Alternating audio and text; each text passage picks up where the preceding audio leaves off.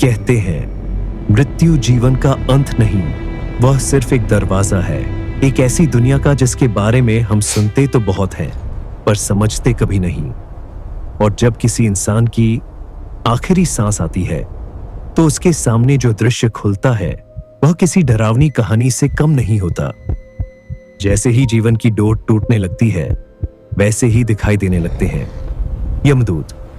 ये कोई कल्पना नहीं, ये वही है जिनके बारे में सदियों से कहा जाता है कि इनकी नजर पड़ते ही सबसे साहसी व्यक्ति भी कांप उठता है। उनका स्वरूप इतना क्रूर कि इंसान का शरीर नहीं, आत्मा कांप जाती है।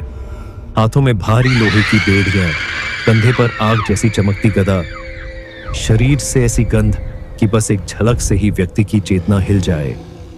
यमदूत कोई और नहीं देख सकता, सिर्फ वही जिसकी मृत्यु होने वाली है। मृत्यु के क्षण में शरीर धीरे धीरे जवाब देने लगता है, सांस अटकने लगती है, आंखें उलटने लगती हैं, मुंह सूख जाता है और अंतिम क्षणों में एक ऐसा डर घेर लेता है जो जिंदगी में कभी महसूस नहीं हुआ। और इसी डर के बीच एक झटके में शरीर छूट जाता है, पर तुम नहीं, तुम मरते नहीं, बस शरीर बदल देते हो। मृत्यु के तुरंत बाद आत्मा को मिलता है एक नया शरीर। अब शुरू होती है असली यात्रा, यमपथ की यात्रा। यमदूत आत्मा को पकड़ते हैं और घसीटते हुए ले जाते हैं दक्षिण दिशा की ओर, जहां कहीं तपती हुई आग जैसी रेत, कहीं लोहे के नुकीले कांटे, कहीं ऐसे गड्ढे जिनमें गिरते ही पूरा शरीर जलने लगे। यात्रा आसान नहीं, यात्रा सुंदर नहीं। यह यात्रा सिर्फ 48 मिनट चलती है, पर इन 48 मिनटों में जितना दर्द होता है वह कई जन्मों के पापों को दिखा देता है। अगर किसी ने जीवन में किसी को छाया दी, दान किया, किसी बुजुर्ग के पैर दबाए, किसी भूखे को भोजन खिलाया, तो इस पीड़ा भरी यात्रा में उसे कभी कभी राहत मिलती है। कहीं छाया, कहीं पानी, कहीं थोड़ी विश्राम जैसी अनुभूति।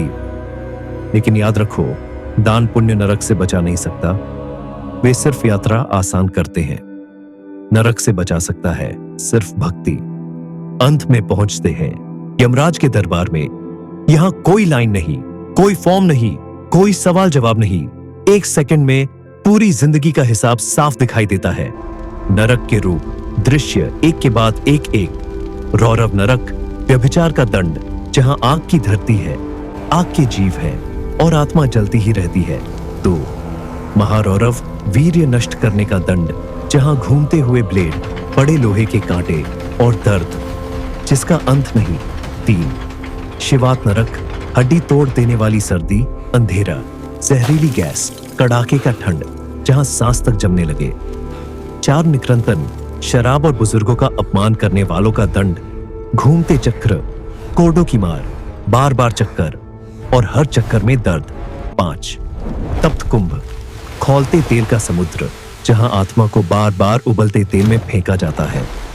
6 असपत्र वन, तलवारों का जंगल, हजारों तलवारें ऊपर से गिरते पत्तों की तरह काटती जाती है। 7 कोलू नरक, पशु हिंसा का परिणाम, जहां आत्मा को गन्ने की तरह पैरा जाता है, धीरे धीरे, बार बार। और इन सब के बीच एक सच्चाई सामने आती है कि हर पाप, चाहे छोटा हो या बड़ा, वह वापस लौट कर आता है। कोई नहीं देख रहा, ऐसा हम सोचते हैं, पर ऊपर सब कुछ दर्ज होता है। लेकिन सबसे खूबसूरत बात यह है कि चाहे कितने भी पाप हो, कितनी भी भूलें हो, भगवान के नाम में इतनी शक्ति है कि सब पापों को मिटा दे। अगर मन से कहो, अब नहीं, आज से मैं जीवन बदलूंगा, किसी का अहित नहीं करूंगा, हर जीव में भगवान देखूंगा और नाम जप करूंगा, तो भविष्य बदल जाता है। भक्ति, दया, सेवा और भगवान का स्मरण यमदूतों से भी बड़ा कवच है। जीवन अनमोल है, गलतियां मत दोहराओ।